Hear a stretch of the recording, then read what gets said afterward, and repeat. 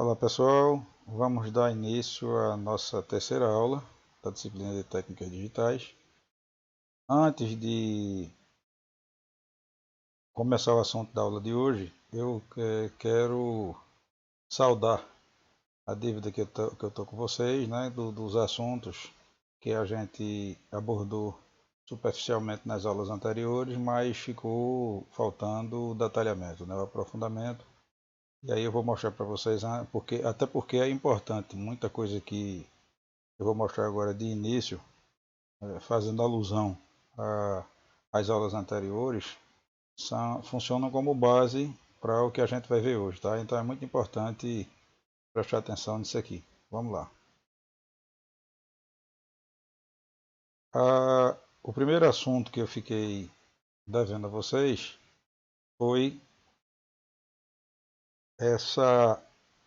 os sistemas numéricos, né, que a gente falou a respeito deles, mas não falou dessa maneira, quer dizer, eu não mostrei detalhadamente cada um deles, né? Eu fiquei o tempo todo recorrendo lá à tabela, aquela tabela verdade, né? E é interessante, isso aí inclusive, eu depois vou disponibilizar para vocês os slides, né, que eu usei tanto nessa aula aqui de sistema de numeração quanto na aula posterior, já com as devidas correções, ou seja, essa informação já consta lá no conjunto de slides. Tá? Isso aqui é importante, tá? Perceber, entender isso aqui. Então, rapidamente, para a gente não perder mais muito tempo com isso, o sistema binário ele é um sistema de base 2 por ser um conjunto composto por dois elementos, né? Os algarismos ou símbolos 0 e 1. O octal é base 8 por ser composto por 8 elementos, né? De 0 a 7. O decimal, que é o nosso, o mais utilizado por nós no dia a dia, base 10, não são 10 elementos.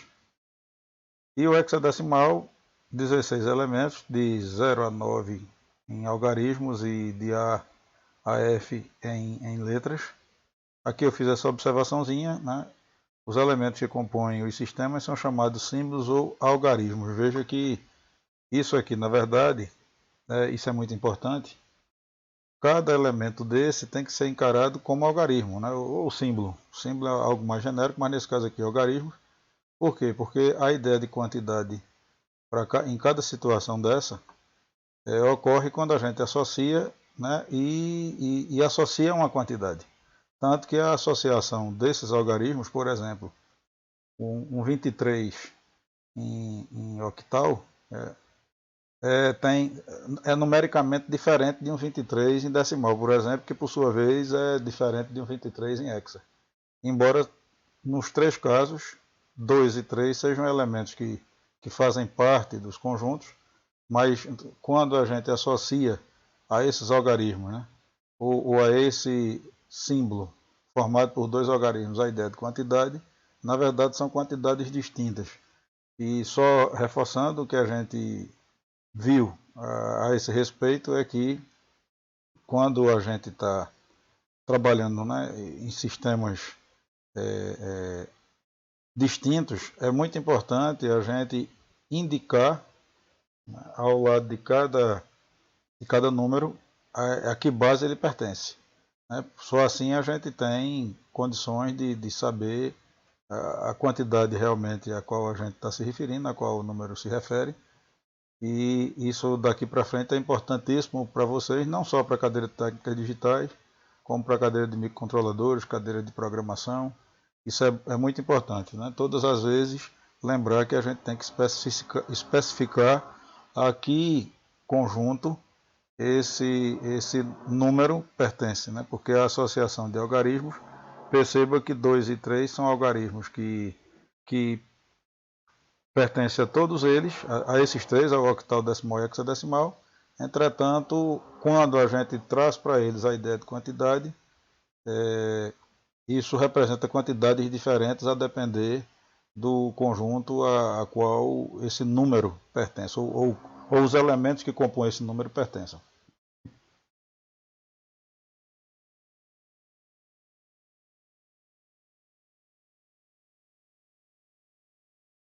Uma outra coisa que eu fiquei de mostrar para vocês foi o... Um momentinho aqui, deixa eu voltar, ainda não é isso. Foi esse aqui, tá? Esse slide aqui, que nesse caso esse daqui eu vou disponibilizar para vocês, porque eu não o incluí lá no conjunto de slides, tá? Mas de qualquer forma, essa figura à parte eu também vou disponibilizar para vocês.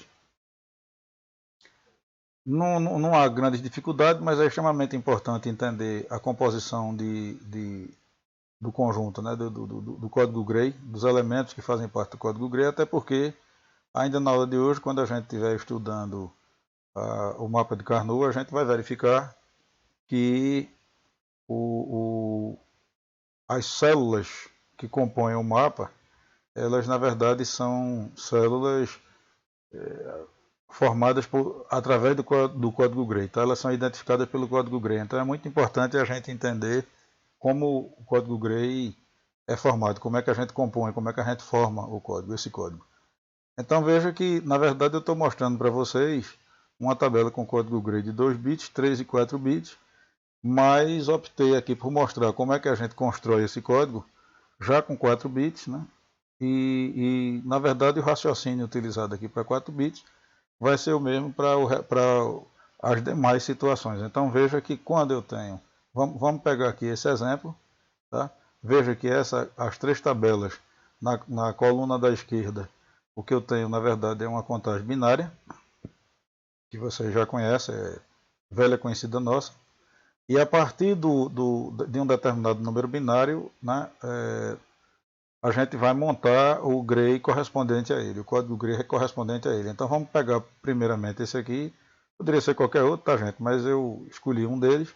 Vamos pegar esse aqui para poder a gente verificar como é que eu chego nesse valor no código Gray a partir desse valor correspondente na tabela binária, né, do número binário.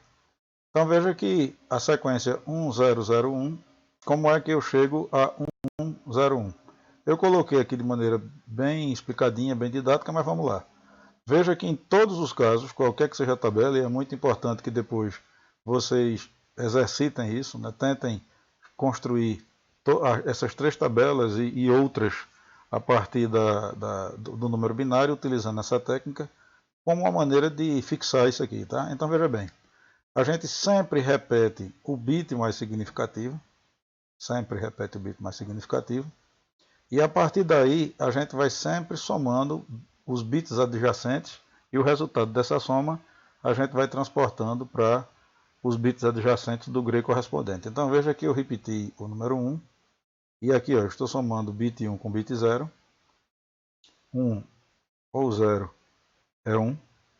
Então veja que aqui no Gray, né, subsequente, esse valor aqui é a soma dos dois primeiros. Depois a gente soma esses dois valores, 0 ou 0, 0 a gente transporta. E por último, 0 ou 1, 1. Tá? É sempre assim. Então, repetindo, a gente simplesmente repete o mais significativo e vai somando sucessivamente os bits adjacentes. Tá? E aí a gente consegue montar o Gray correspondente, o código Gray correspondente. Um detalhe aqui importante, né? Vamos pegar aqui um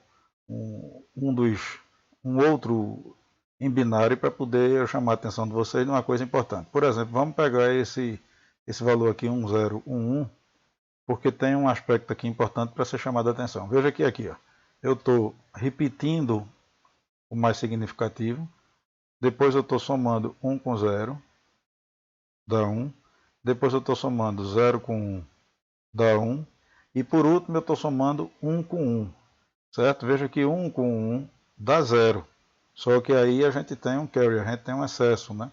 Entretanto, esse vai 1, esse excesso, a gente simplesmente despreza, tá?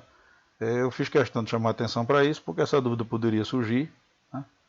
Então, todas as vezes que houver uma soma entre 2 bits 1, a gente sempre vai ter um excesso. Nesse caso, a gente simplesmente despreza o excesso. Por isso que aqui, ó, 1 ou 1 vai dar 0.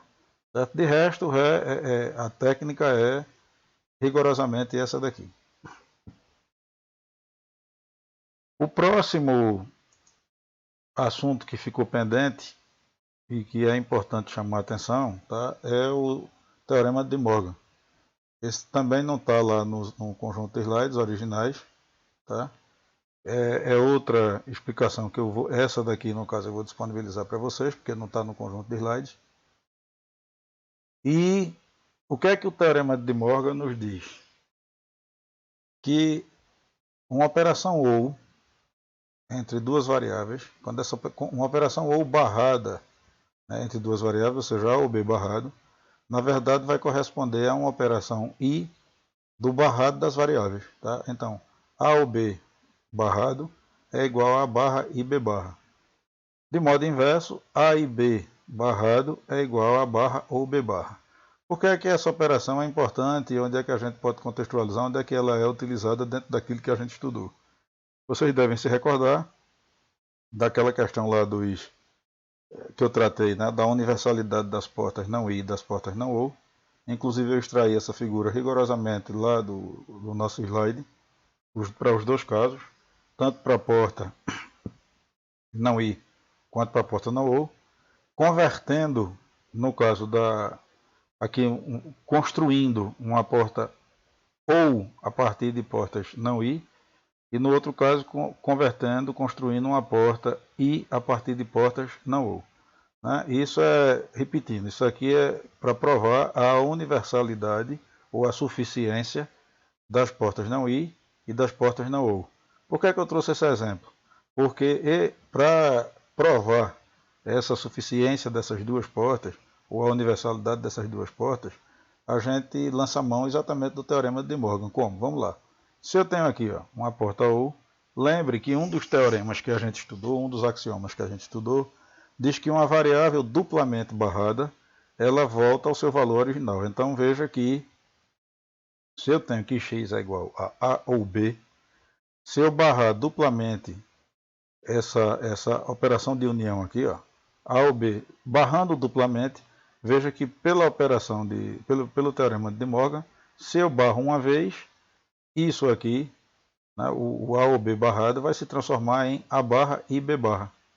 Observe que é exatamente isso que acontece aqui. Esse resultado aqui, essa saída da minha porta OU, né, construída a partir de portas não I, é exatamente a aplicação direta do Teorema de Morgan quando eu me socorro do axioma de que eu preservo o valor de uma variável se eu barrá-la duplamente. Então veja que aqui eu barrei duplamente, só que a primeira barra sobre ela se transforma numa operação I das duas variáveis barradas, que é exatamente o que aparece aqui. A diferença, obviamente, é porque aqui aparece a segunda barra sobre ele, porque eu barrei duas vezes. Né? Mas a primeira barra se transforma numa operação I entre as duas variáveis barradas, que é igual. Observe que é rigorosamente igual. O que é que eu estou dizendo? Que um I entre A barrado e B barrado complementado retorna a minha operação OU. E observe que para que eu volte, quer dizer, para que isso seja verdade, eu tenho que lançar mão do meu Teorema de Morgan, né? De uma das expressões relacionadas com o Teorema de Morgan. Raciocínio análogo é utilizado aqui no segundo caso. Ou seja, veja que quando eu quero construir uma porta I utilizando portas NOR, portas não OU, de novo eu utilizo de Morgan, só que aqui agora essa segunda expressão, ou seja, eu barro duplamente aqui o A e B, e aí no momento em que eu barro duplamente, a primeira barra faz com que isso se transforme em A barra ou B barra, que é exatamente o que aparece aqui, só que para preservar o valor da variável, porque se eu quero manter a operação, obviamente eu não posso alterar o valor da variável, eu tenho que barrá-la duplamente. A primeira barra faz com que apareça uma operação A barra ou B barra, e a segunda barra faz com que eu volte para a operação A e B. Né? Ou seja, porque aí repetindo, tanto nesse caso como nesse, né? Por que é que volta? Porque, de novo, olha, se eu tenho aqui uma operação OU, do ponto de vista do valor da variável, essa operação, esse teorema, para ele pouco importa se a variável é barrada ou não nessa situação. Veja, o A barra ela é uma variável, tá? Então eu posso aplicar também nesse caso. Veja, se eu tenho A barra ou B barra, note que a passagem daqui para cá foi o teorema, foi a aplicação do teorema. Por quê? Porque o A barra ou B barra é igual a uma barra fechada, né? A negação da operação I. Ora, se eu tenho a negação da operação I barrada duas vezes, é a própria operação I. Aqui, do mesmo modo, observando essa primeira expressão, se eu tenho A barra e B barra, na verdade, ela é igual a A ou B barrado. Se eu tenho aqui, abaixo dessa última barra, um A ou B barrado, eu vou ter um A ou B duplamente barrado, que me devolve o A ou B. Ok? Então veja que é simples, não, é muito simples, tá? Para você construir a porta O a partir de porta não I, eu me socorri do De Morgan, e do I em porta não O, a gente se socorre do De Morgan. Então, é por essa razão que, primeiro, esse teorema precisa ser conhecido. E a contextualização dele é exatamente na prova, nas demonstrações de suficiência das portas não I e das portas não O. Tá? Então é muito importante isso aí, inclusive todos os circuitos que vocês forem construir a partir de agora utilizando unicamente portas universais, fatalmente e invariavelmente, inexoravelmente, vocês vão ter que conhecer esse teorema e aplicar esse teorema exatamente para converter qualquer porta em portas universais, sejam elas não I ou não O. E por último, que eu fiquei devendo a vocês, lá no slide, né, no slide da aula passada, eu mostrei para vocês esses dois tipos de portas derivadas, de funções derivadas, que é a função O exclusivo e a função não O exclusivo. O que eu não mostrei, quer dizer, não existia um slide específico, mas agora está lá, eu fiz essa correção, eu incluí esses slides que tratam dessas duas portas, elas aparecem, mas aparecem uma única vez num slide resumo, só que não aparecem à parte, chamando a atenção inclusive para as expressões, né, a expressão que traduz o funcionamento, o comportamento dela e que inclusive faz com que nós entendamos as tabelas verdade, as tabelas de funcionamento. Se vocês observarem na aula passada, a única coisa que é mostrada é o símbolo e a tabela. Mas como é que a gente gera essa tabela? Né? Eu apenas destaquei que a porta O exclusiva era uma porta de detecção de igualdade, ou seja, de diferença, né? A O exclusiva é uma detecção de diferença. Veja que todas as vezes que os valores das variáveis são distintos, a saída é sinalizada, ou seja, a saída setada é levada a nível alto. No caso da não O exclusivo, é que é uma detecção de igualdade, ou seja, todas as vezes que os valores binários da entrada são iguais, a saída é setada, ok? Entretanto, eu não mostrei como gerar essa tabela, né? De onde é que surgia. E a melhor maneira da gente verificar como é que essa tabela ela é construída é a partir da forma expandida dessa expressão aqui, tá certo? Ou seja, o meu y igual a O exclusivo B e o meu y igual a não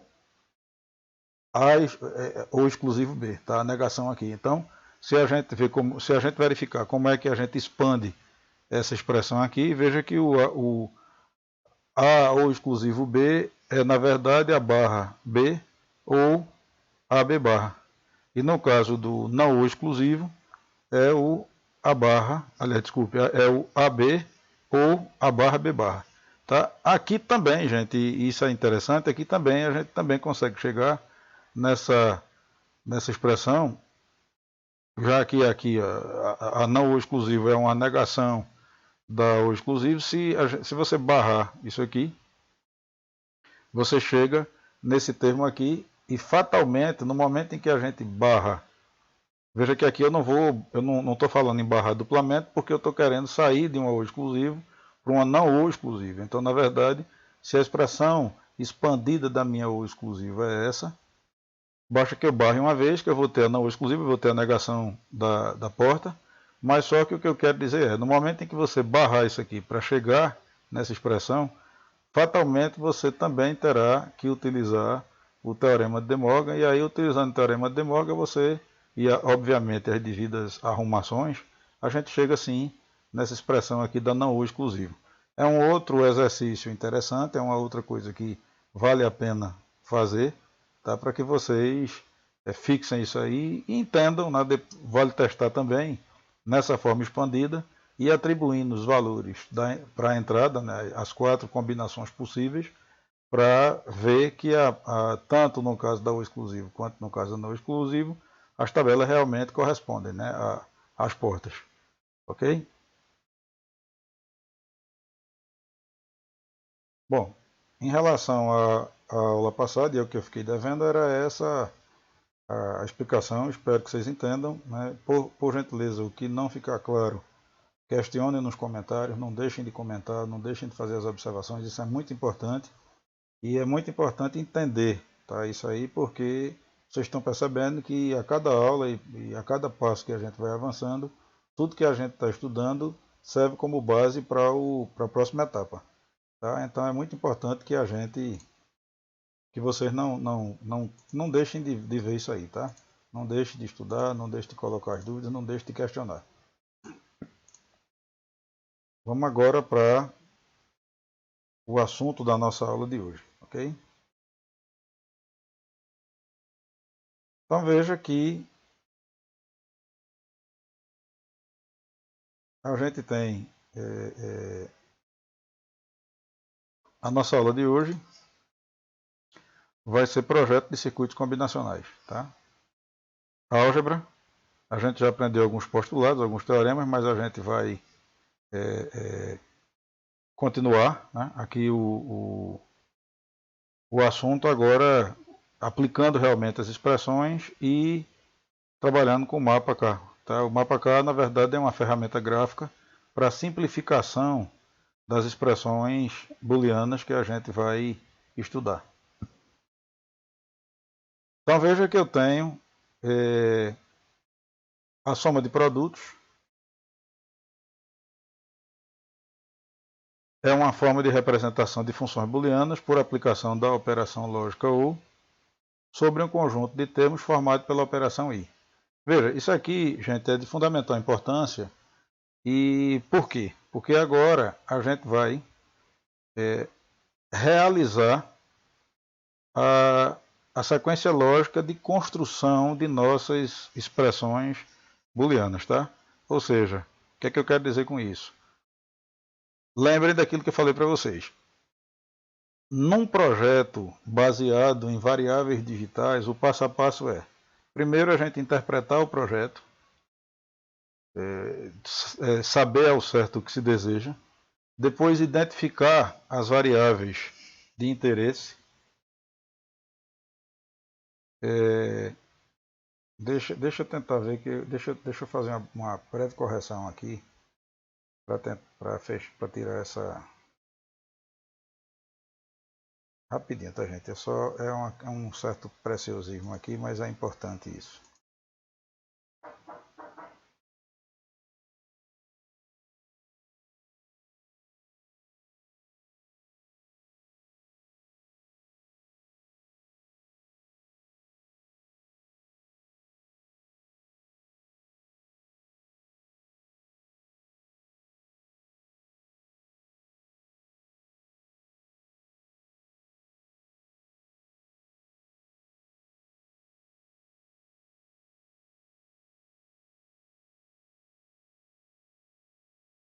Isso é uma forma de aparecer aqui e eliminar essa faixa preta desagradável que aparece aí ao lado da tela, certo?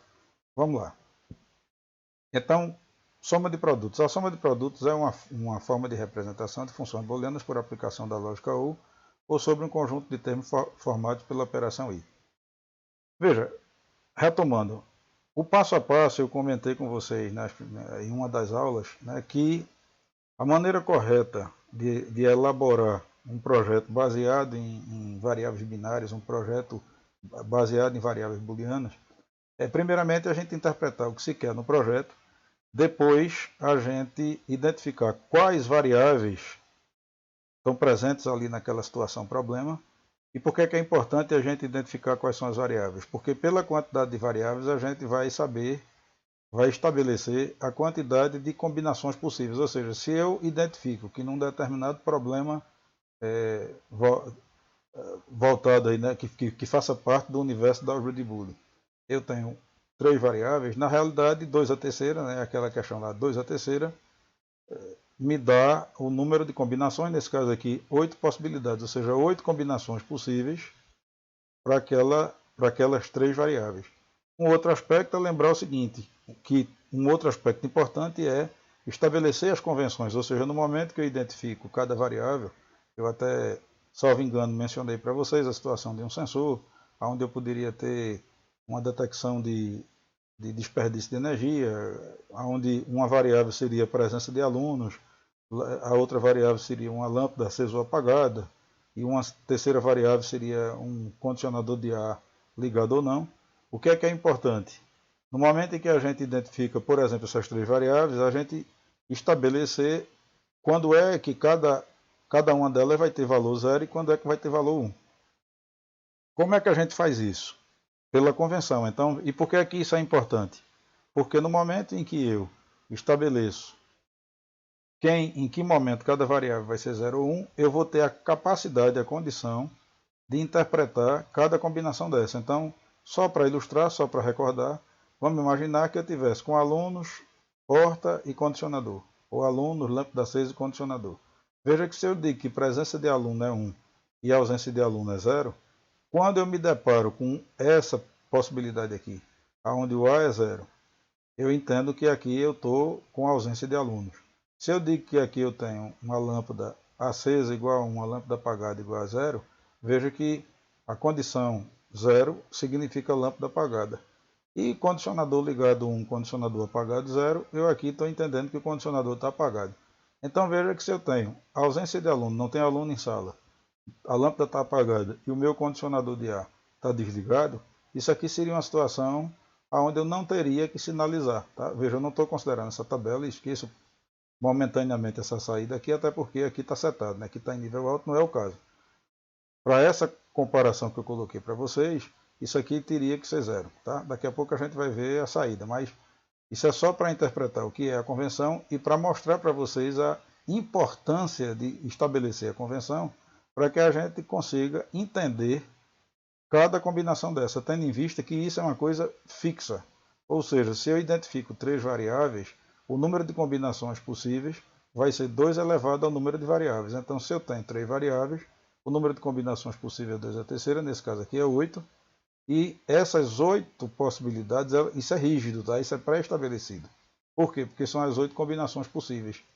Então, uma vez que eu defino a quantidade de combinações, ou seja, a quantidade de combinações que eu tenho para a minha entrada, ou seja, para o lado esquerdo da minha tabela, e uma vez estabelecidas as convenções, eu posso começar a interpretar cada combinação dessa e ir construindo minha tabela conforme o meu projeto exige, a minha situação problema exige, certo?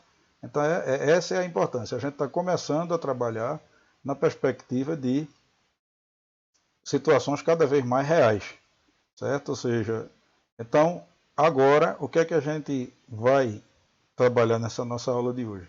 Como é que a partir de uma tabela, ou seja, uma situação problema qualquer gerou essa tabela, tá? Por enquanto não interessa a interpretação, interessa que a tabela já estaria pronta, ou seja, um problema qualquer fez com que eu construísse essa tabela com essa distribuição de saída aqui, e uma vez que a tabela está montada, o que é que eu preciso construir? A expressão booleana gerada por essa tabela. Eu já chamei a atenção para isso, mas é importante enfatizar que a relação expressão gerada pela tabela ou gerar a tabela a partir da expressão é uma relação bionívoca. O que é que eu quero dizer com isso? Do mesmo modo que eu construo essa expressão aqui, ó, a partir da tabela que foi construída, aplicar essas combinações da entrada na expressão gerada vai ter que produzir essas mesmas saídas. Tá? Ou seja, se eu pegar essa combinação aqui, 0, 0, 0, e aplicar aqui nessa expressão gerada por essa tabela, nesse caso, a minha saída para a entrada 000 aplicada aqui nessa expressão terá que gerar uma saída 1, tá? E assim sucessivamente. Então, para essa segunda linha aqui, uma entrada 001 aplicada aqui nessa expressão vai ter que gerar uma saída 0, tá? Então, uma forma, isso é inclusive uma maneira muito interessante de checar a expressão construída, ou seja, uma vez que a gente constrói a expressão, uma maneira de saber se essa expressão está construída corretamente, né, se essa expressão está construída corretamente, é aplicar essas combinações, quer dizer, cada uma dessas combinações, e verificar se para cada combinação dessa aplicada nessa expressão, eu tenho a saída correspondente, ok? Bom, o que é, como é que a gente constrói essa expressão? Vamos lá. Aqui, a gente está trabalhando com lógica 1. O que é que significa trabalhar com lógica 1? É que a expressão que eu vou construir a partir das saídas o resultado é 1. Tá? O meu interesse aqui são saídas cujo resultado é 1. Tá? Então, vamos ver isso aqui. Como eu estou trabalhando com lógica 1, cada variável da entrada, quando for igual a 0, corresponde a essa variável, nesse momento aqui ela está barrada, tá? Porque se eu estou trabalhando com lógica 1, então a variável 0 ela é barrada. Por isso que esse primeiro termo aqui, ó, ele expressa essa primeira combinação. Tá? Ou seja, eu tenho A barra, ou B barra, ou C barra, conforme ele está dizendo aqui. Ó. Aplicação de lógica OR sobre o conjunto de termos formados por uma operação I. Então veja que essa linha aqui, ou seja, quando eu estou trabalhando com lógica 1, o que é que eu tenho? Eu tenho a operação entre as variáveis como sendo uma operação I e a operação entre linhas, tá? Ou seja, a operação entre colunas é uma operação I, é a operação entre variáveis, e todas as vezes que eu mudo para uma outra linha de interesse, a operação é operação OR. Ou seja, o que é que eu quero dizer com isso? Vamos passo a passo para a gente ver como é que chega nisso aqui. Então, se é lógica 1 eu estou trabalhando com a variável 0, então aqui é A barra, I, B barra e C barra. A próxima linha de interesse é essa, então OR, está aqui esse OR aqui, ó. OR, A barra, I, B e C, ó. A barra, I, B e C. OR, está aqui, ó. OR, A, I, B e C. Certo? Veja que essa expressão que surgiu aqui é exatamente a expressão que gera essa tabela. Quer dizer, a gente constrói essa expressão por essa tabela e, reciprocamente, se a gente aplicar cada combinação dessa, a gente chega nessa expressão. Ok? Veja que, na realidade, aqui o que é isso aqui? Isso aqui é essa expressão na forma de porta lógica. Né? Então, aqui eu tenho a expressão algébrica e aqui eu tenho a expressão a nível de circuito, a nível de porta lógica. Tá?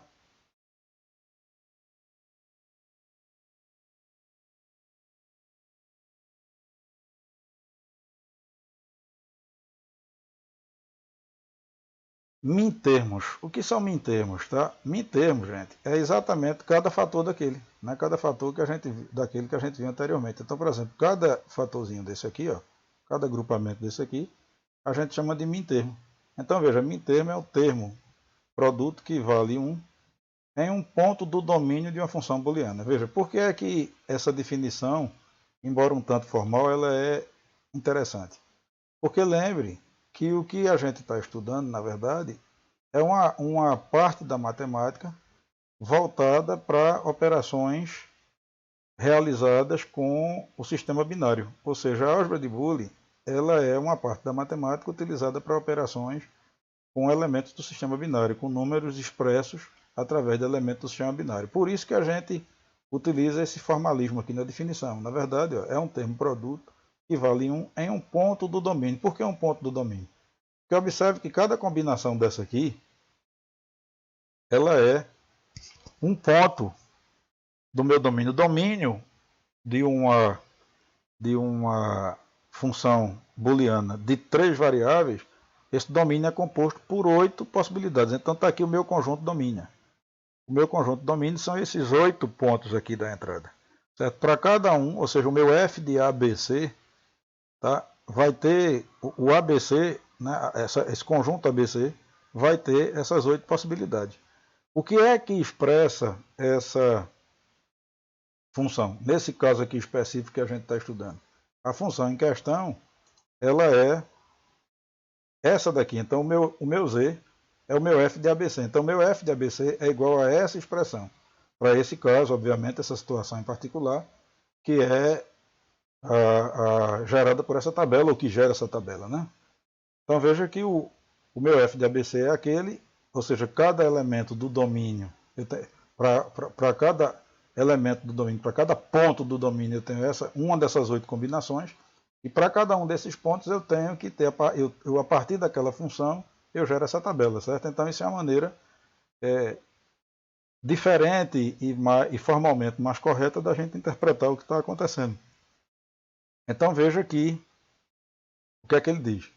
É definido por um produto I, onde cada variável aparece apenas uma vez, direta ou complementada. Certo? Então, veja que está aqui os mintermos. Ó. Esses são os mintermos, que são exatamente as parcelas dessa função que a gente obteve a partir dessa tabela. Tá? Então, está aqui os mintermos. Tá? Isso é o que a gente chama de mintermo. Então, mintermo, normalmente, são termos que a gente obtém utilizando lógica 1, ou seja, é aquela lógica que a operação entre os termos é uma operação I e a operação entre as variáveis é uma operação I e entre os termos é uma operação OR. Tá? Então, mintermos são os fatores, são os termos de uma expressão onde sua formação está distribuída da seguinte maneira. A operação entre variáveis é uma operação I e entre termos é uma operação OR. Tá? Tal qual a gente está vendo aqui. Ó. Tá? Tal qual está aqui. Então, operação I entre variáveis, operação OR entre termos. Todas as vezes que isso acontece, o nome dado a esses termos é mintermos. Tá? Formas canônicas, né, dos mintermos, quer dizer, os mintermos. O que é isso? As formas canônicas são funções booleanas onde cada variável aparece pelo menos uma vez em cada termo, direta ou complementada. Tá? Então é isso aqui. Fundamentalmente, o que ele quer dizer é a forma canônica. Na forma canônica, o que é que a gente vai ter? A gente vai ter as variáveis aparecendo aqui de forma direta, no caso, por exemplo, aqui o A está de forma direta, ou aqui está de forma complementada, e o mesmo raciocínio é utilizado para cada uma delas. Note que esse termo aqui, ó, veja que a correlação entre a expressão gerada e a tabela fica bem clara quando a gente observa isso aqui. Ó. Esse termo, por exemplo, é o termo da linha A0, B1, C1. Aqui, ó. A0, B1, C1. Por que é que esse termo aparece na minha função? Porque para essa combinação de A0, B1, C1, a minha saída é 1. Ok? E assim sucessivamente. Agora vamos para o produto de somas. Tá? O que é que acontece? Isso daqui, de uma maneira prática, de uma maneira coloquial, seria o mesmo que dizer que eu vou montar a minha tabela a partir da lógica 0 e não mais da lógica 1. Ou seja, vocês vão verificar daqui a pouco, quando aparecer aqui a tabela verdade, que os termos de interesse agora deixaram de ser o valor 1, aquele cuja a saída é 1, e passaram a ser aquele cuja saída é 0. Então veja que ele diz, ó, o produto de somas é outra forma de representação de funções booleanas, caracterizada pela aplicação da operação I sobre um conjunto de operações OR. Tá? Então veja, a primeira era uma operação OR sobre um conjunto de operações I, eram os mintermos. Agora a gente tem operações I sobre um conjunto de operações OR. Dito de outra maneira, se vocês observarem aqui, ó, o que é que eu estou dizendo? Que eu vou ter entre as variáveis, eu vou ter operações OR, e agora entre os termos ou fatores é que eu vou ter a operação I. Isso surge quando a gente está trabalhando com lógica 0. O que é que significa isso? É quando surgem os max termos. Tá? Então veja que ele diz, o max termo é um termo soma que vale zero, ou seja, o meu interesse, na verdade, agora, veja que essa tabela, por exemplo, é uma tabela onde a única situação que a saída é zero é essa daqui. Então, na verdade, essa expressão aqui, ó, o meu f de ABC, né, é esse. E a única situação, quer dizer, para que eu tenha um f de ABC gerando essa tabela, ou produzido por essa tabela, né,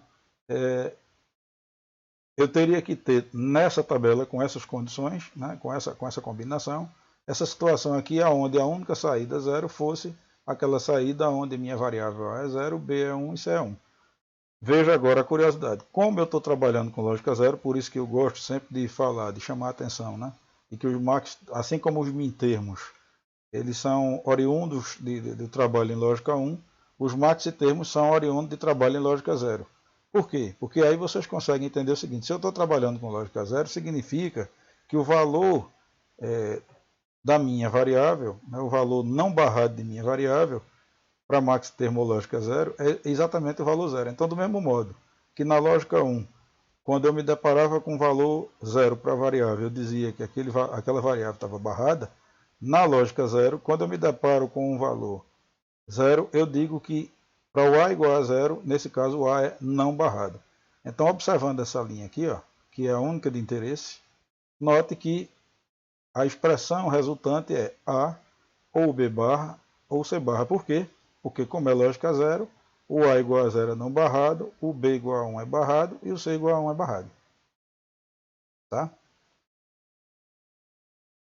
Novamente, a definição de forma canônica, ou seja, o que é que eu tenho aqui? Os termos, né, da minha expressão, da minha função. Então, minha função ABC, na realidade, é igual a essa expressão aqui.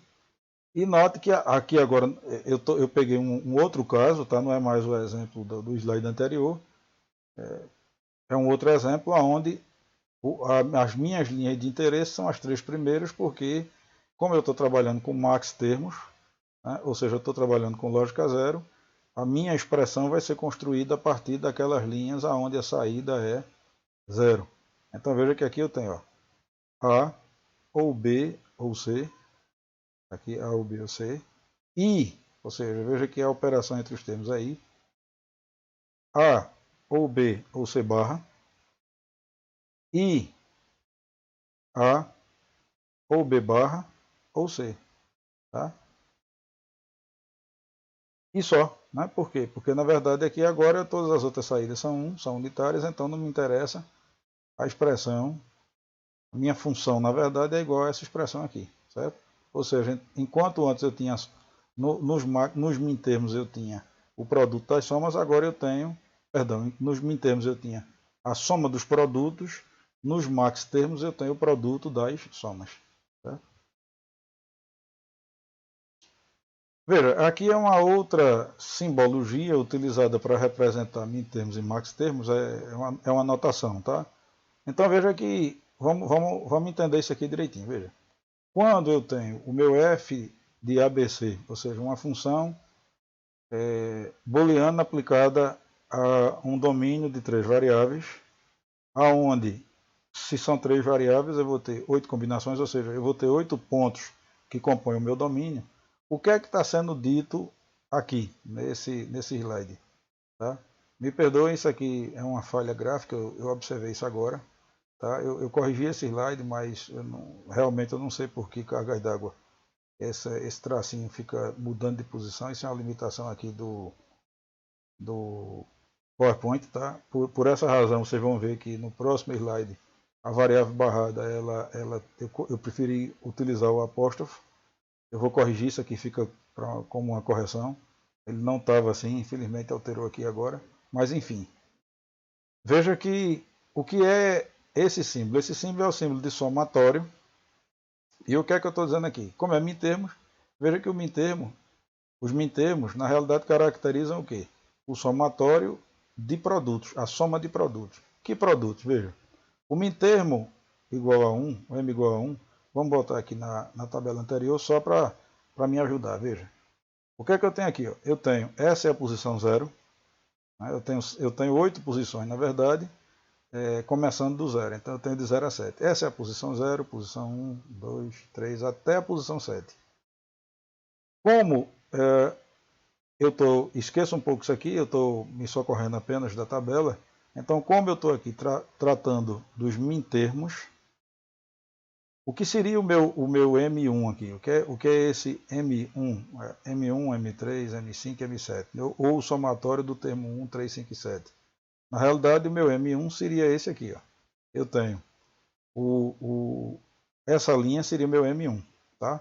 Então, se ele aqui está dizendo que a posição 1, a posição 3, a posição 5 e a posição 7 é o que compõe os meus min-termos, eu estou dizendo que isso aqui, na verdade, expressa uma tabela aonde a linha 1, a linha 3, a linha 5 e a linha 7 tem a sua saída igual a 1.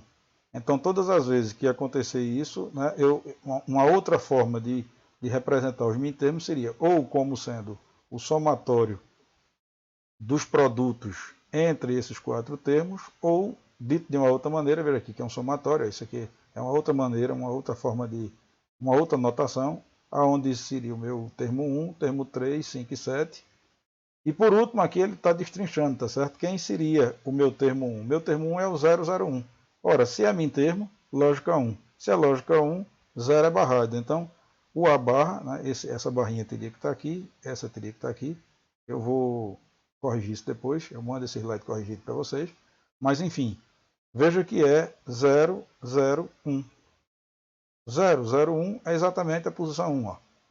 O 011, veja a barra, né? É fácil perceber, apesar desse erro, essa barra aqui é desse A, tá? Então, o A barra é 0, 011 é a minha posição 3. O meu é a minha terceira posição. O 0, não está assim, né? Perdão, aqui é porque, aliás, perdão, é isso mesmo. Essa barra aqui é desse B. O 0, o 1, 01, 1, 01, porque essa barra aqui é desse B, ó. 1, 0, 1 é o 5 aqui, tá certo? É o termo 5. E o 7, que é tudo aqui, ó, nível alto, 1, 1, 1, é o meu termo 7, tá certo? Aqui corrigindo, diz que o termo 3 na realidade é o 100, tá certo? Que é o 4, né? Aliás, perdão. Não, é isso mesmo, é o 011, é o 3, tá certo, gente? Na verdade, o índice do min-termo, ele corresponde ao valor decimal associado ao binário. Então, veja que 001 é 1, né? De binário para decimal. O 011 é 3, né? O 010 é 5 e o 111 é 7. Então veja que o índice, na verdade, o índicezinho associado ao min-termo é o próprio valor binário convertido em decimal, tá?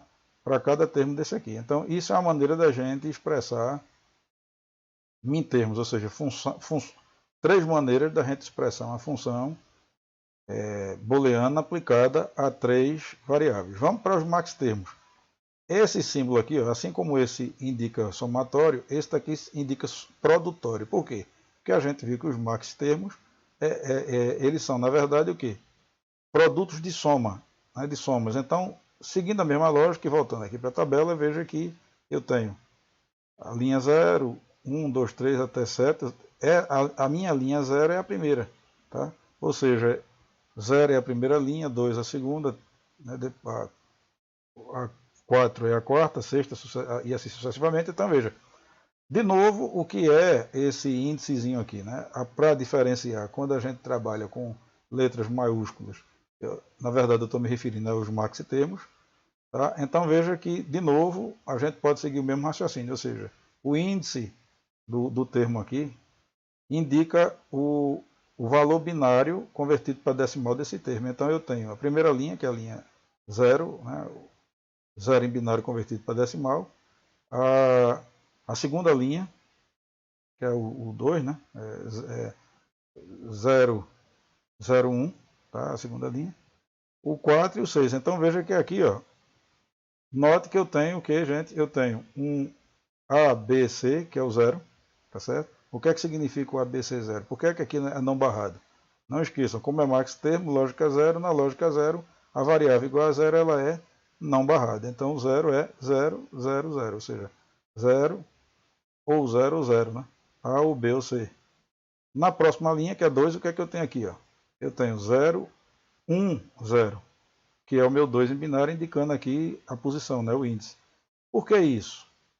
De novo, porque como eu estou trabalhando com lógica 0, o B é 1, logo ele é barrado. E na sexta, o que é que eu tenho aqui? Aliás, perdão, o 4, que é 1, 0, 0, né? 1 barrado, porque a lógica é 0, 1, 0, 0 é o 4. E por último, 1, 1, 0, que é o 6. Então veja o que é que significa isso. Que a primeira linha, a terceira linha, a quinta linha, perdão, a primeira linha é 0, depois eu tenho a linha que corresponde ao binário 2, no caso seria a terceira, aqui a quinta, aqui a sétima, né, porque são 8 linhas na realidade, de 0 a 7. Então, a primeira linha, a terceira linha, a quinta linha e a sétima linha, lá da minha tabela, seriam as linhas, ou seja, a primeira, a terceira, a quinta e a sétima, não para aqui, tá, gente? Eu digo para esse exemplo aqui, ó, nesse exemplo aqui, seriam as linhas onde a minha saída seria 0 para uma tabela hipotética, tá? A tabela não apareceu aqui, mas eu estou só mostrando a vocês que quando essas linhas, esses termos vão aparecer na minha função, quando eu tiver essas linhas, as linhas cujo número binário, cuja combinação corresponde a esses índices, tá certo? Todas elas sendo iguais a 0, que é o meu interesse no caso do max termo no caso de lógica 0, ok?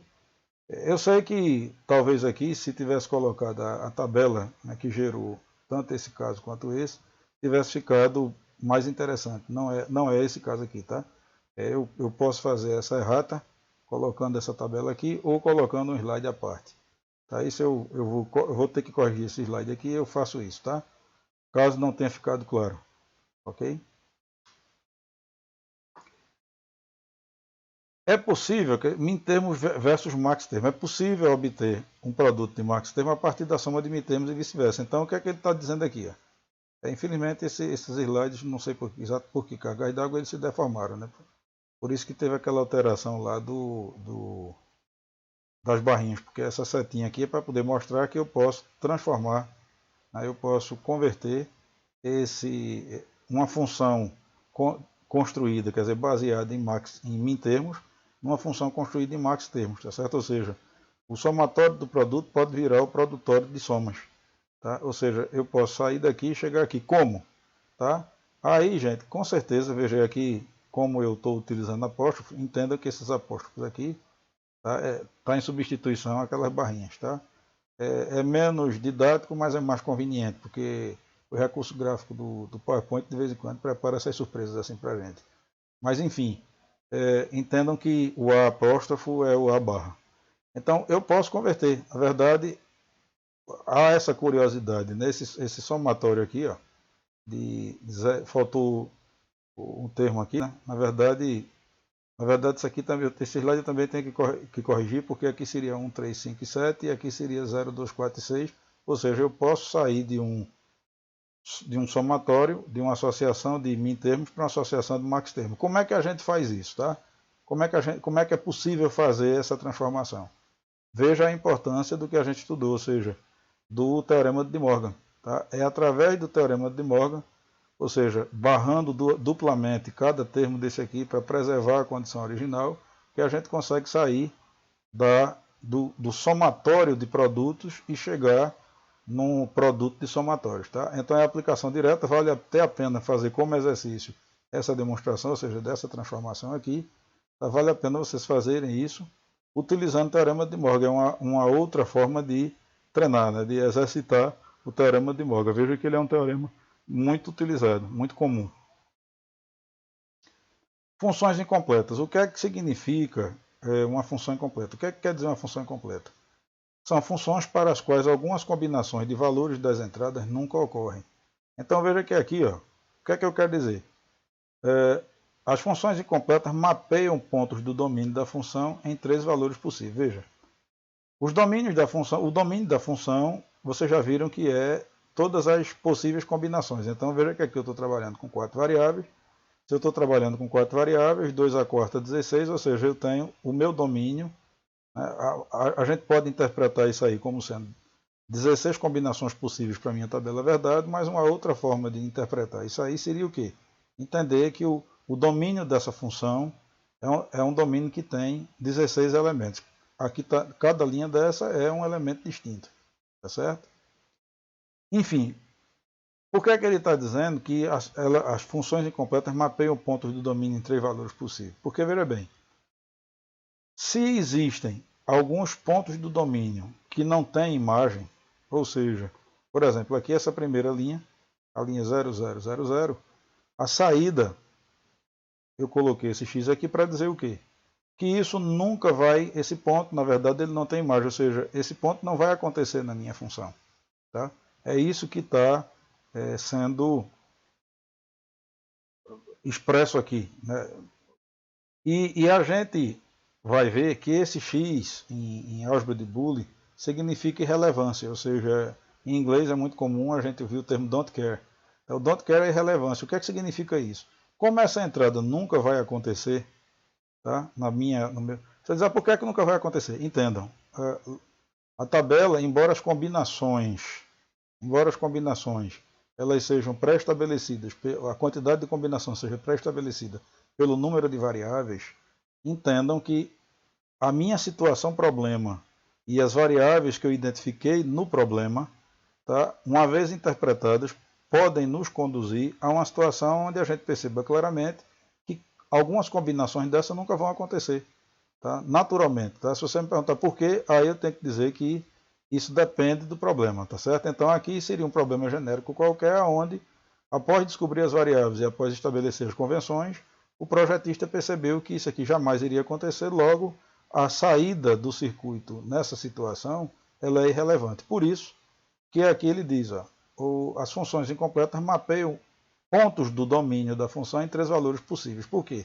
Porque se existem valores que nunca vão acontecer, a saída, ou seja, a minha imagem ela poderá assumir 0 para o caso de uma entrada possível, poderá assumir 1 para o caso de uma entrada possível, ou seja, uma entrada que aconteça, mas a gente vai dizer que o valor da saída é irrelevante para o caso de entradas que nunca aconteçam. E observe que se existem entradas que nunca acontecem, eu estou caindo exatamente nessa situação aqui, aonde eu tenho combinações que nunca ocorrem. Tá? Então é por isso que a gente diz que essa função é uma função incompleta. Tá?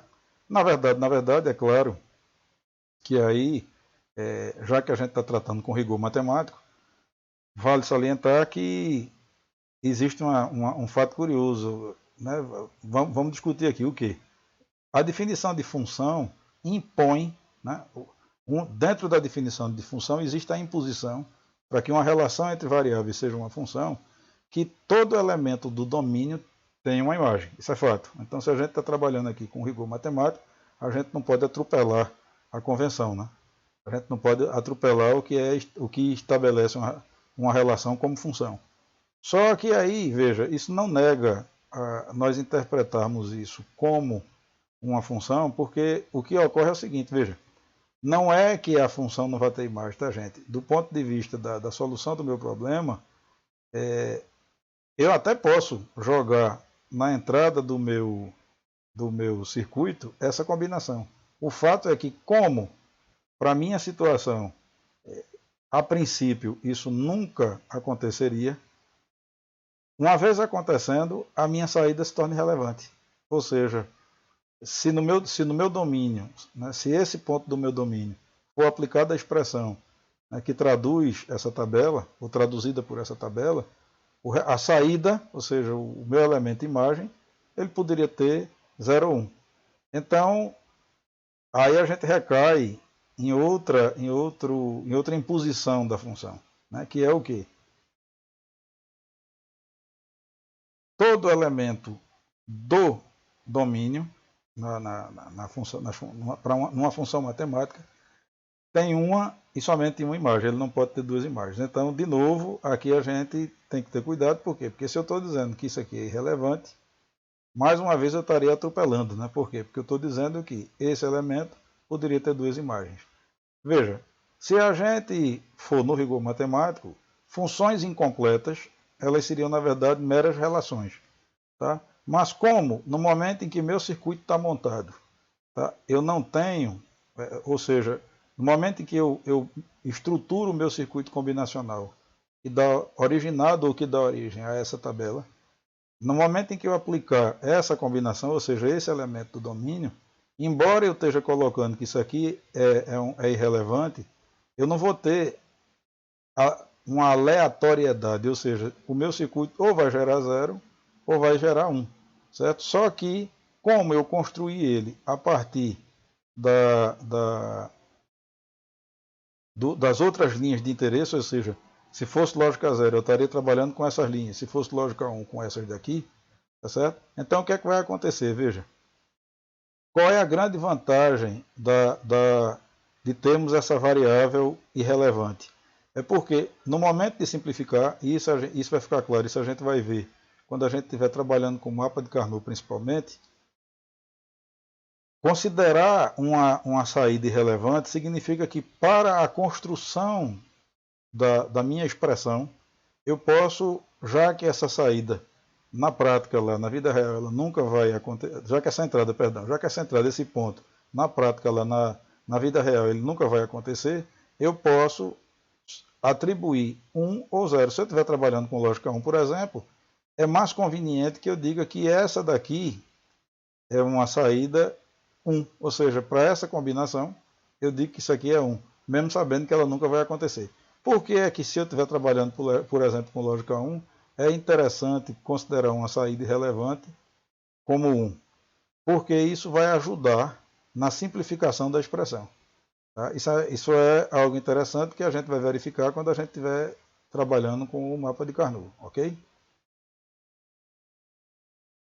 Um exemplo de uma função incompleta seria o nosso display, ou seja, essa situação aqui onde eu tenho um teclado de 10 valores, né? Um teclado de 10 dígitos, tipicamente um teclado numérico de aparelhos telefônicos, por exemplo, e aquele circuitinho, esse circuitinho aqui é velho conhecido de vocês, ele foi extraído, né, daquele slide acho que de 1 ou 2 aulas atrás, aonde eu tenho um codificador, ou seja, para cada uma dessas 10 saídas aqui, dessas 10 teclas pressionadas, eu vou ter na verdade 10 possibilidades, tá gente? Aqui é direto, ou seja, se eu pressiono, por exemplo, 0, eu vou ter aqui uma combinação para 0. Se eu pressiono 1, eu vou ter uma combinação para 1. Normalmente é a combinação tradicional, ou seja, pressionei 0, eu vou ter 0, 0, 0, 0, 0, 1 aqui no menos significativo. Se eu pressiono 1, vai ser tudo 0, com 1 aqui no S1 e assim sucessivamente, certo? Ou seja, a chave que vai estar ativa, na verdade, em nível alto, em nível 1, vai corresponder a chave que vai estar pressionada aqui, tá certo? A saída ativa vai corresponder à tecla pressionada aqui. Então, na verdade, quando isso acontece, ou seja, por que é que isso é um codificador? Porque eu estou pegando um valor, um único bit setado dentro de um conjunto de 10 bits aqui, e estou gerando um código a partir de 4 bits. Veja que isso daqui, rememorando, é o nosso código BCD. Por que isso é uma função incompleta? Lembre-se que o código BCD, o que é que significa essa sigla? BCD é binário codificado para decimal. Ou seja, eu estou trabalhando com 4 bits. Com 4 bits eu teria 16 códigos possíveis, 16 combinações possíveis, mas na verdade dessas 16 combinações possíveis eu só estou utilizando 10. Logo, observe que o meu universo aqui, o meu domínio, eu tenho 4 variáveis, no caso aqui x1, x2, x3 e x4. O meu f de x1, x2, x3 e x4 é uma função incompleta, por quê? Porque eu não estou utilizando as 16 possibilidades que eu teria, ou seja, os 16 elementos que eu teria do meu domínio com 4 bits. Eu só vou lançar mão só vou utilizar 4. Ou seja, é aquela situação onde os 5 últimos, né, os 6 últimos elementos, eles são desprezados, né, que é exatamente o 1010, 1011, que é o 10 em binário, o 11 em binário, mas que é um BCD inválido. Tá? Então, aqueles 6 últimos elementos eles são desprezados. Tá? E aí, Isso caracteriza uma função incompleta. Então aqui é um exemplo típico, característico de uma função incompleta, certo? Bom, vos apresento ao mapa de Carnot, tá? Veja, o mapa de Carnot, como ele diz aqui, ó, é uma visualização do domínio, ou seja, cada quadrículo desse aqui, ó, cada célulazinha dessa daqui, na verdade, é um ponto do meu domínio, ou seja, representa uma linha daquela da entrada. Veja que se eu tenho aqui 4 quadrículos, isso indica que eu tenho 4 pontos de domínio, ou seja, eu estou trabalhando com 2 variáveis. Ó.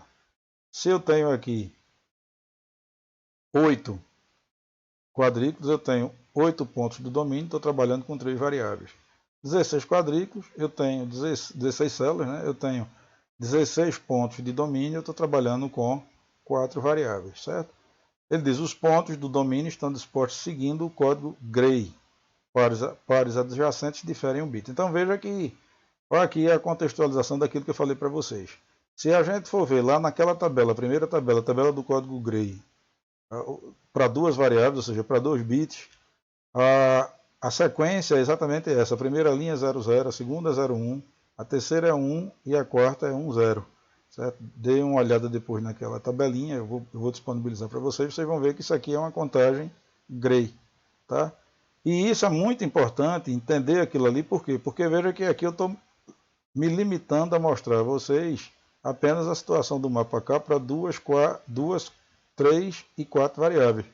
Mas a gente pode utilizar mapas de 5, 6 e assim sucessivamente, e a maneira da gente ir associando e distribuindo essas quadrículas é exatamente trabalhando, quer dizer, se eu tivesse com 5 variáveis, por exemplo, aqui eu teria em cima, nesse grupo aqui, 3 bits, aqui eu teria 2 bits, e quais seriam os valores, né, dos próximos quadrículos? Seria pegar simplesmente aquela tabela que eu mostrei para vocês, que eu construí lá naquele exemplo, e cada linha, cada uma das 8 linhas que apareceriam aqui, iriam obedecer rigorosamente aquela sequência que foi mostrada lá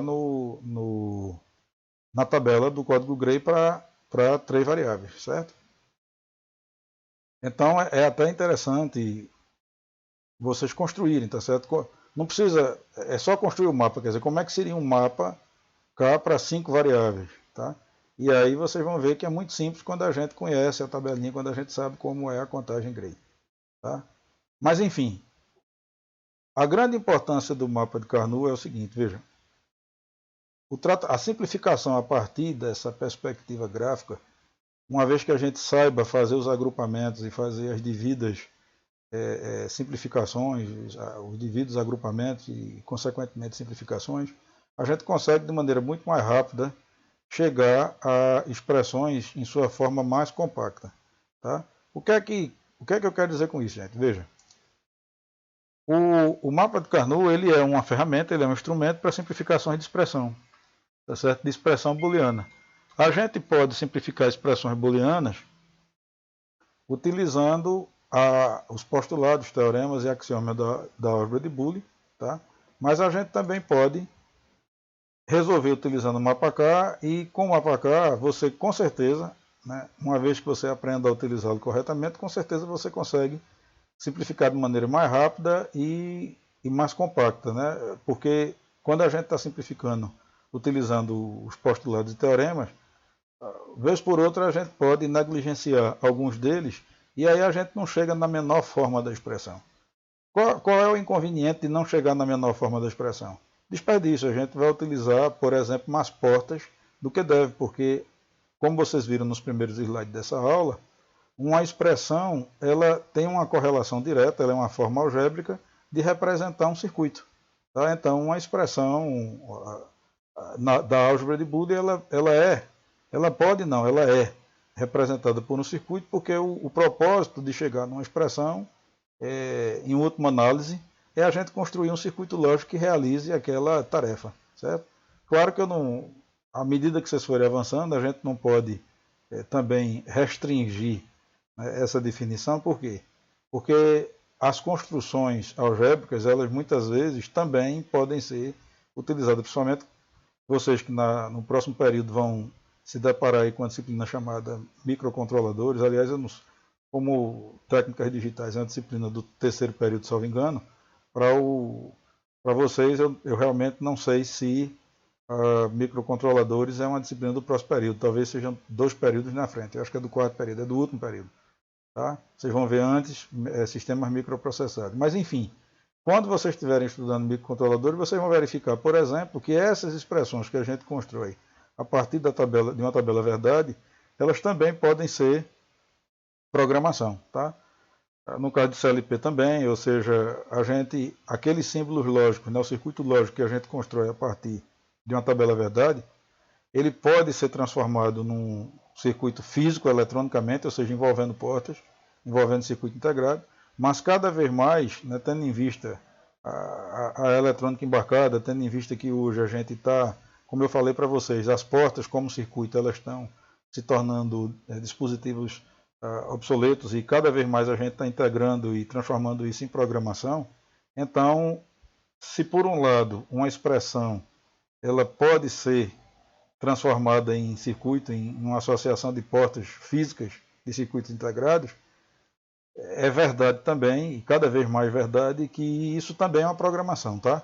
Só que mesmo a gente encarando como uma programação, você não fazer as devidas simplificações, ou seja, chegar na menor expressão, também é desperdício, no mínimo de tempo, da programação que você vai ter que fazer, ou seja, expressões reduzidas, expressões bem simplificadas, elas são, na verdade, programas reduzidos, programas mais simplificados. Tá? Então, ou seja, em uma análise ou outra, por um caminho ou outro, reduzir de maneira competente, né, de maneira adequada, uma expressão, é sempre muito interessante. Tá?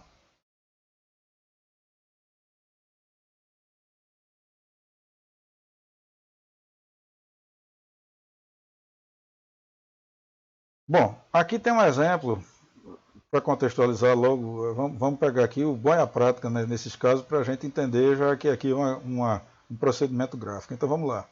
Vamos pegar uma expressão envolvendo, isso aqui é um f de ABC, ou seja, uma expressão onde eu tenho 3 variáveis, ou seja, o meu domínio ele tem 8 possibilidades.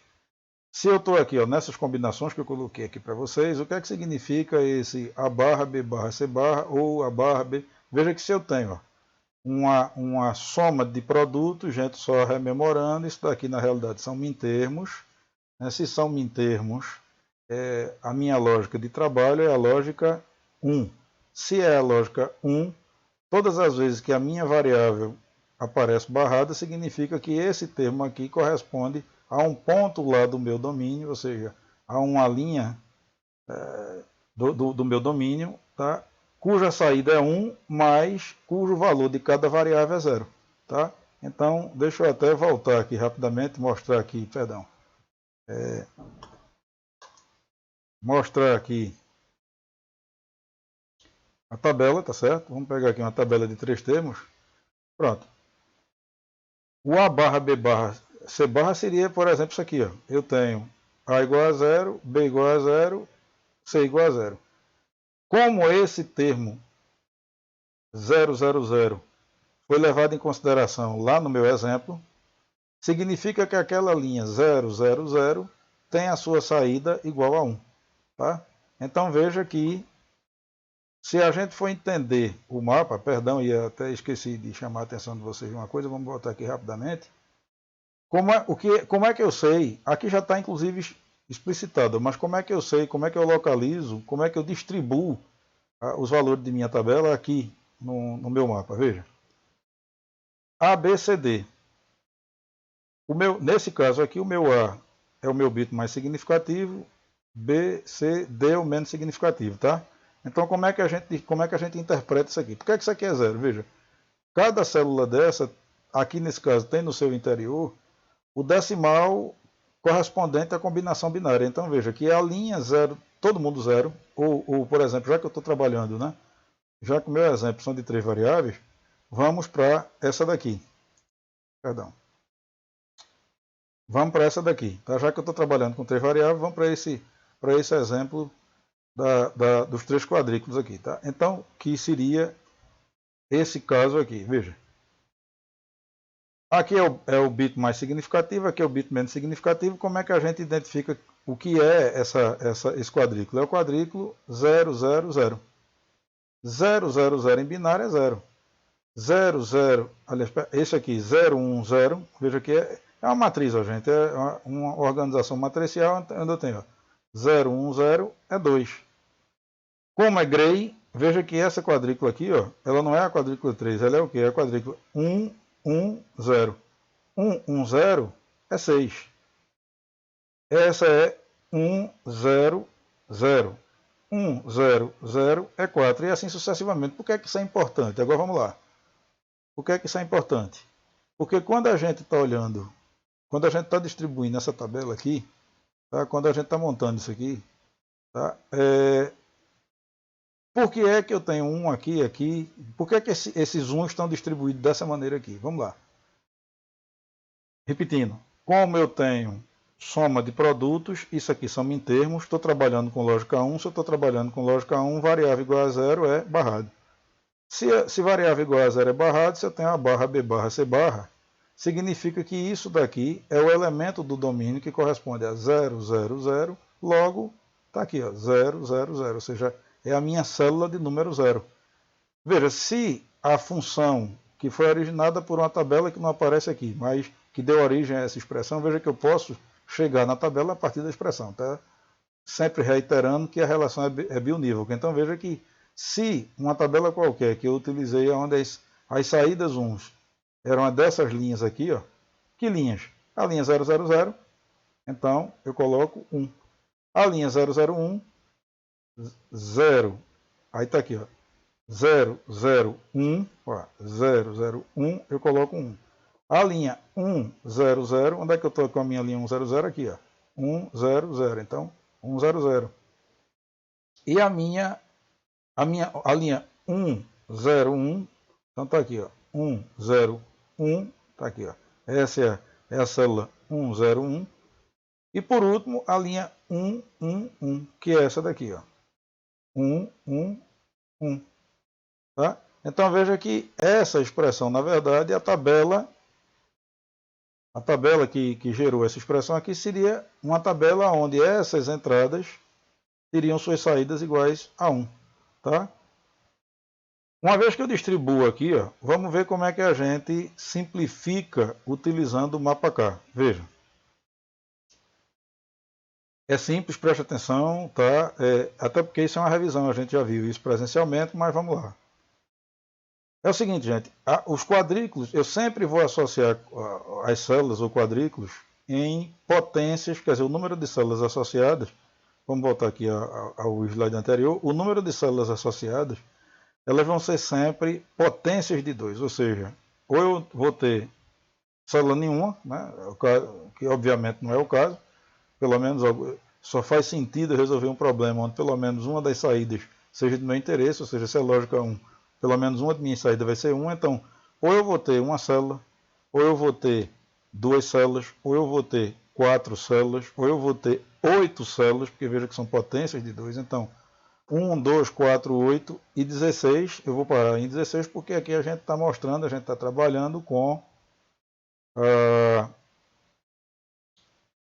até 4 variáveis, tá? E vamos voltar lá para o nosso. E essas associações, na verdade, são sempre associações de quadrículos. Quando eu digo que eu vou associar sempre uma quantidade que é uma potência de 2, na verdade vão ser sempre quadrículos ou conjunto de quadrículos que estão ou na vertical ou na horizontal, certo? Vamos lá no exemplo que vai ficar mais fácil. Veja. Por que é que eu associei esses dois? Porque veja que são quadrículos vizinhos, são quadrículos adjacentes. Né? Não é o caso aqui, mas, por exemplo, só hipoteticamente, se eu tivesse um 1 aqui, ó, um outro 1 aqui, eu poderia associar todos os 4. Certo? Mas, por exemplo, vamos dizer que eu tivesse, não aqui, porque não dá para mostrar, mas vamos dizer que aqui eu tivesse um aqui, aqui, aqui, aqui, aqui, aqui. São 6. 6 quadrículos, todos esses 6 quadrículos são 1.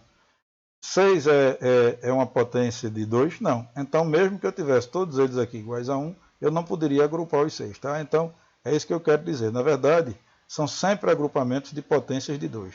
Perceba que aqui eu tenho apenas adjacências em dupla, né? Então veja que aqui, ó, eu associei esses dois. Aqui eu estou associando, perdão, eu disse que era dupla, correção. Eu estou associando 4. Por quê? Porque quadrículos aqui nos extremos, tá? Veja que aqui eu tenho uma associação vertical, mas eu também posso entender, no caso do mapa K é válido, é que a gente interprete que esses quadrículos aqui, ó, sejam adjacentes. Assim como esses são adjacentes. Logo, se eu tenho adjacência vertical e adjacência horizontal, esse tipo de associação aqui, ó, juntando esse e esse quadrículo, ele é uma associação, ela é uma associação válida. Tá? É um tipo de associação válida. Então veja que eu associei esses 4 e associei esses 2. Aqui, observe que eu tenho um quadrículo que está sendo associado 2 vezes. Isso, obviamente, isso é possível, quer dizer, eu não faria isso, tá, se não existisse essa possibilidade aqui. Ou seja, essa adjacência. Eu posso ter um quadrículo associado mais de uma vez, como é esse caso aqui, se isso na verdade, ó, servir para simplificar. Ou seja, se eu tiver duas adjacências, aqui veja que eu tenho a adjacência dele para esses 4 quadrículos e tem a adjacência dele para esse daqui que estaria sozinho. Então, quando isso acontece, é permitido e recomendável que você faça essa associação. Tá? Então, esse quadrículo pode, nesse caso, ser associado 2 vezes exatamente porque essa célula estaria sozinha. Né? Então, mas ela é adjacente a um quadrículo, então eu posso fazer essa associação. Então, uma vez que eu já fiz as duas associações, ou seja, 4 quadrículos, né, que é uma potência de 2, e 2 quadrículos, que é uma potência de 2, como é que a gente faz a simplificação para sair dessa expressão expandida e chegar nessa expressão? Veja coisa interessante, né? Como eu reduzi, e o que é que há de interessante nisso? E óbvio, essa expressão aqui gera a mesma tabela que essa daqui.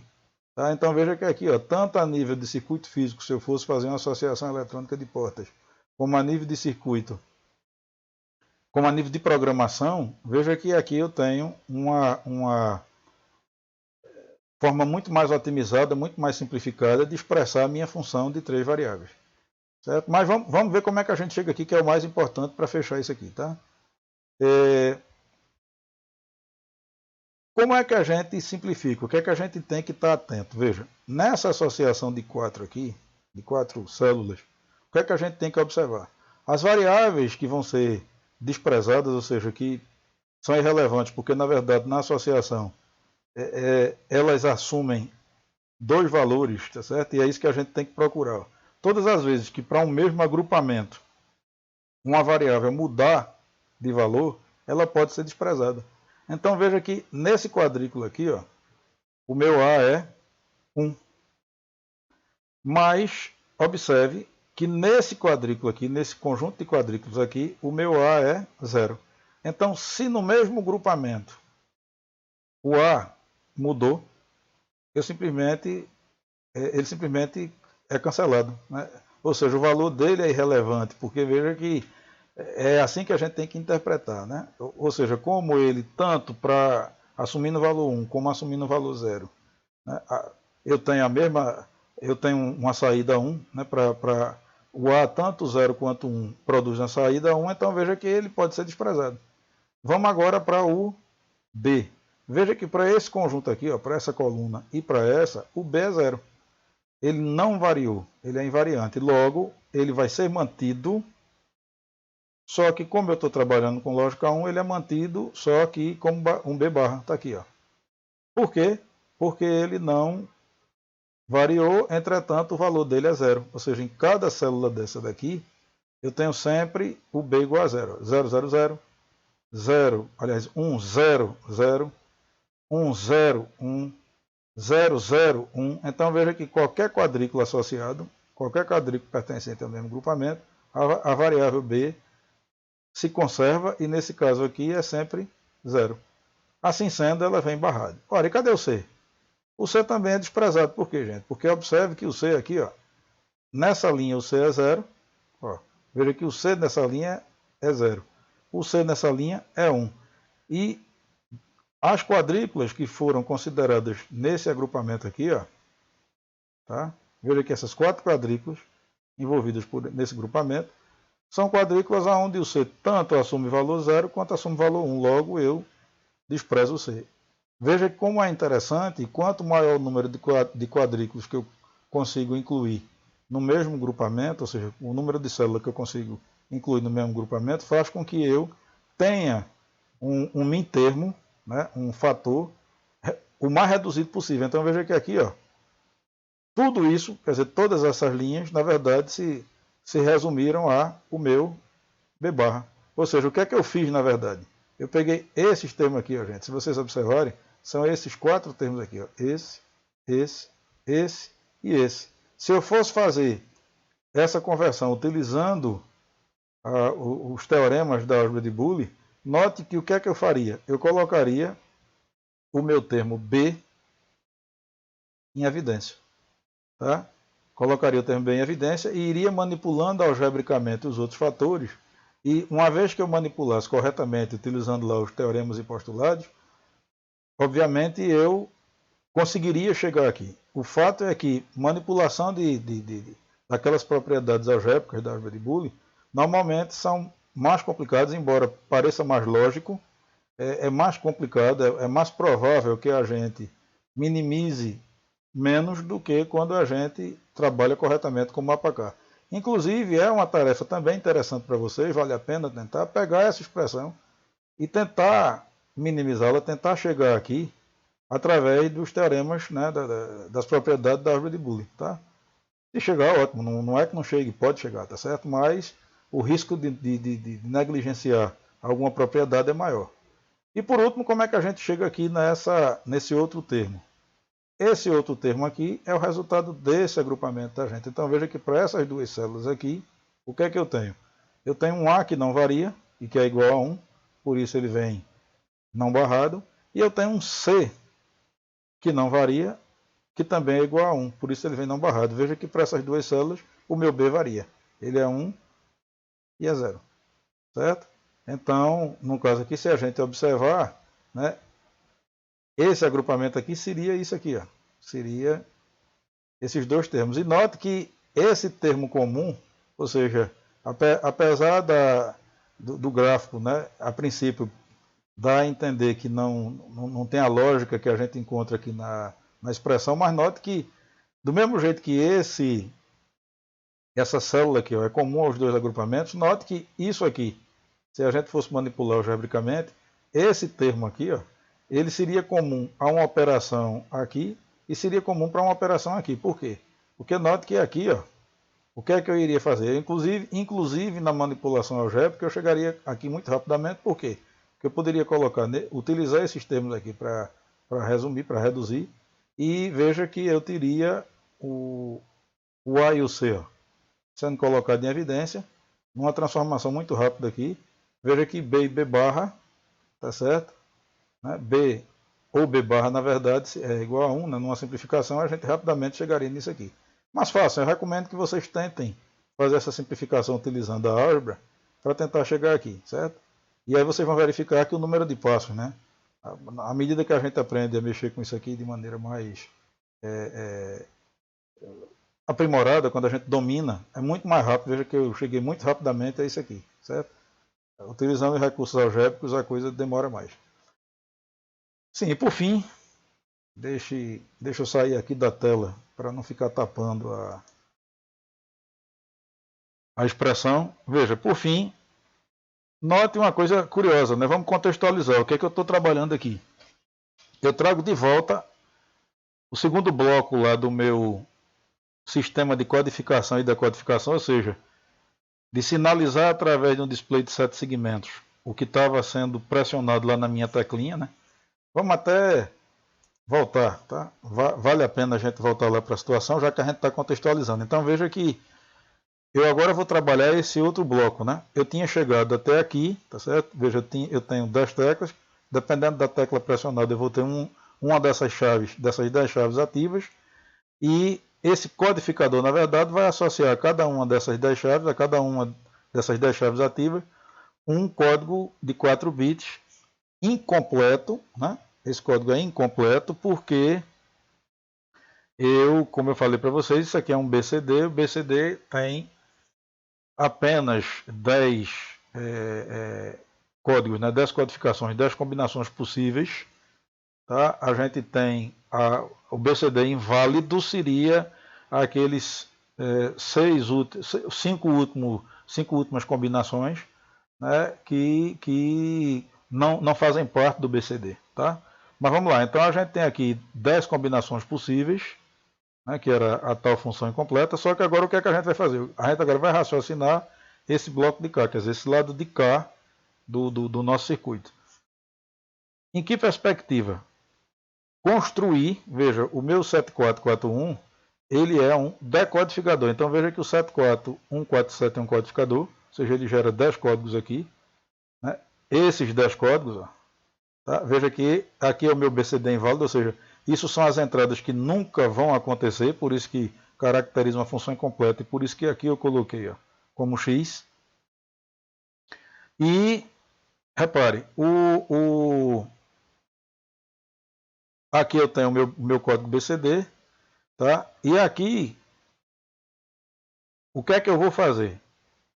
O meu 7447, que é um decodificador, ele vai pegar cada um desses códigos gerados, associado a uma tecla pressionada, né? E vai acender uma sequência de segmentos, nesse display de 7 segmentos, tá? Correspondente à tecla que eu pressionei, ou seja, se eu pressiono, por exemplo, a tecla 0, note que o 0, se eu fosse representar, teria esse segmento, esse aceso, quer dizer, onde o segmento estaria apagado seria esse. Veja que a tecla 0 geraria esse código. E por que é que a minha saída aqui está setada? Porque entenda que cada linha dessa, na verdade, quando vai a nível alto, para esse tipo de display aqui, né, que seria, por exemplo, um display de catodo comum, né, no outro momento eu explico para vocês por que é que um display onde um nível alto aplicado ao segmento significa um display catodo comum. Tá? Isso eu vou preparar uma explicaçãozinha à parte, já que a gente está utilizando, eu contextualizo para vocês. Então veja, a princípio guarde que isso aqui é um display catodo comum, e a história aqui é a seguinte: o 0 significaria o quê? Esse S aqui, ó, setado, veja que ele é um decodificador, então eu estou seria o 0 na verdade tem esse primeiro segmento setado, só ele não. Veja que eu teria todos os segmentos setados menos o segmento set. Então esse código que está sendo gerado aqui, tá, gente, é um código amarrado, é um código que está atrelado ao meu display. Mas como é que esse cara funciona? Na verdade, internamente, ele tem uma série de blocos lógicos, aonde eu tenho, para cada bloco, eu tenho um conjunto de blocos lógicos. Por exemplo, no caso aqui, como são, eu vou gerar 10 valores, né, 10 símbolos diferentes, de 0 a 9. Então, na verdade, eu tenho 10 blocos. Só que cada um desses 10 blocos, na verdade, tem essas 4 variáveis aqui na entrada. Certo? Então seria uma caixinha tal qual está aqui. Só que eu tenho o primeiro bloco, seria essas 4 variáveis, a saída dele estaria aqui. O segundo bloco, essas 4 variáveis, a saída dele está aqui. Então eu teria 10 blocozinhos aqui dentro, onde a entrada é comum para cada um deles e a saída, quer dizer, vai ser S1, S2, S3, ou seja, eu tenho uma tabela para cada saída, para cada segmento. Quer dizer, cada segmento desse, na verdade, vai ter uma tabela associada a ele. Então veja que para um 0 na entrada, ou seja, um 0000, o que é que eu tenho? Eu tenho o meu segmento 1 aceso. O meu segmento 1 vai estar aceso para o 0. Para 1 ele não vai estar aceso, porque veja que o número 1, na verdade, são esses dois segmentos, então o meu S1 vai estar apagado. Para o número 2 ele vai estar aceso. Aliás, ele só não está aceso, para ser mais rápido, ele só não está aceso para o número 1 e para o número 4. Né? Por quê? Porque o número 4, na verdade, eu tenho esse segmento aceso, esse e esse. Né? O S1 aqui não estaria aceso. Então note que, adotando lógica 1, eu teria essa linha, ou seja, essas linhas que estão aqui, elas preencheriam essa minha tabela verdade. Perdão, esse meu mapa de Carnot. Então veja aqui o que é que eu tenho aqui que é interessante. Como é aquilo que eu falei para vocês, o fato disso aqui não ser utilizado, nunca acontecer, porque essa região é uma região BCD inválida, não significa que eu não possa, quer dizer, que isso aqui não possa surgir apenas se essa combinação aparecer num decodificador. O que você vai ter na saída, ele vai, normalmente no próprio datasheet, para BCD inválido, ele vai ter uma combinação aleatória lá na saída, tá certo? Ou seja, cada segmento desse, né, vai ter um valor aleatório, só que esse valor aleatório, tá certo? Partindo da premissa que eu pudesse estabelecer o quê? Que todas as vezes que eu caísse no BCD inválido, esse X aqui eu pudesse considerar 1, cada linha dessa daqui, eu não coloquei aqui, tá? De propósito, para chamar a atenção de vocês, veja que essa expressão seria a expressão desconsiderando isso aqui, tá? Mas eu vou deixar como tarefa para vocês, tá? E aí eu trago a resposta na próxima aula. Eu não vou mostrar, né, como ficaria, como eu poderia reduzir muito mais isso, se eu, ao invés de desconsiderar essas linhas, eu considerasse que jogando esse relevante, esse don't care, em cada uma delas, e aí construindo muito mais grupamentos e simplificando muito mais esse meu conjunto de blocos aqui, certo? Isso é uma tarefinha que eu vou deixar. Esse é o nosso último slide de hoje. Então, isso serve para mostrar que, embora isso seja uma função incompleta, a irrelevância das saídas cujas entradas nunca acontecerão pode nos ser muito úteis quando a gente traz para o mapa cá para a simplificação da expressão final. Então veja que se eu não estou considerando os irrelevantes, eu tenho essa expressão, tá? Analisem também isso aqui, né? Isso aqui é o resultado desses grupamentos aqui, tá?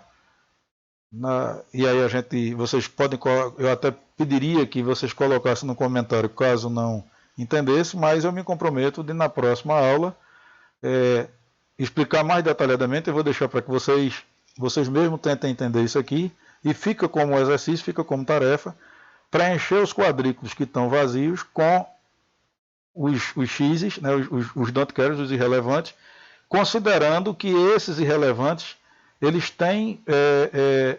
podem ser interpretados como um, ou seja, eu posso construir grupamentos utilizando eles, já que eles são irrelevantes. Então, se são irrelevantes, eu posso considerar que é um, já que nunca vai acontecer essa entrada e, consequentemente, a saída pode ser qualquer coisa. Eu forço ser um, trago para cá. Agora, quando vocês trouxerem, tá? Tragam como X e não como 1.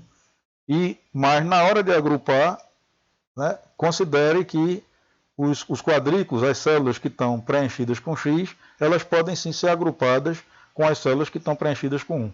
Vocês vão verificar que essa expressão aqui, ela fica muito menor e a tabela continua sendo gerada. Ou seja, esse trecho aqui que está amarrado e que é o de interesse, ele vai se realizar, e aqui a gente vai verificar que todo mundo vai ser 1, tá? No momento em que eu fizer essa consideração. Mas não importa, porque isso nunca vai acontecer.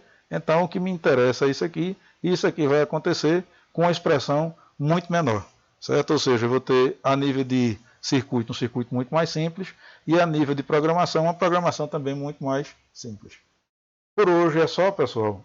Façam, tá? Espero que tenha ficado claro. Eu sei que essa parte final é preciso ouvir aqui, né? Talvez repetir essa videoaula um pouquinho mais, entender melhor, ouvir mais de uma vez. Eu sei que é um pouco denso isso aí para um primeiro contato, mas não é nada do outro mundo, não tem nenhum bicho de sete cabeças. Prestem atenção, veja que eu contextualizei, né? Eu utilizei um mapa cá de 16 possibilidades para elaborar um circuito decodificador BCD para 7 segmentos. Montei a expressão não tão reduzida quanto, porque eu não considerei, né, os irrelevantes. Considerando os irrelevantes, vocês vão perceber que essa expressão pode ficar muito mais simples. Mas esse experimento aí, né, da construção do conversor, a gente vê esse conversor internamente, como é que são esses 10 blocos que decodificam aqueles códigos gerados pelo 74147.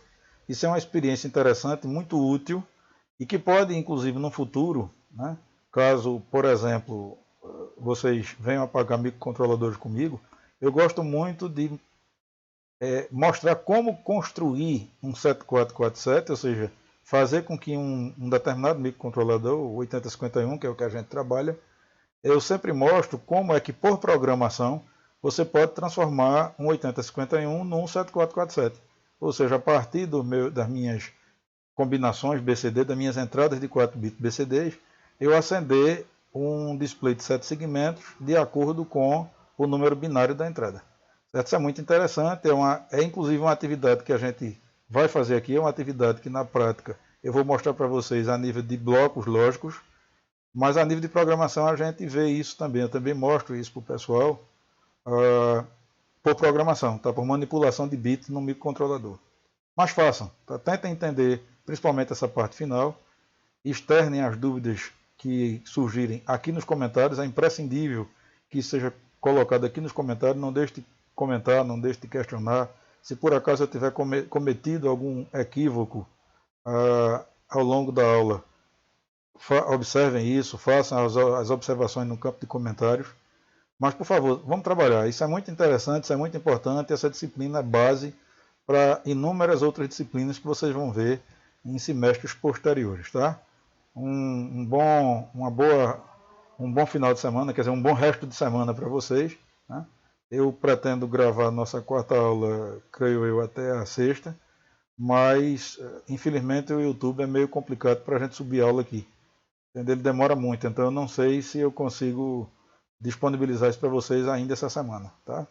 Caso contrário, muito em breve a gente vai ter aula aqui disponível, tá certo? Um forte abraço e até a próxima.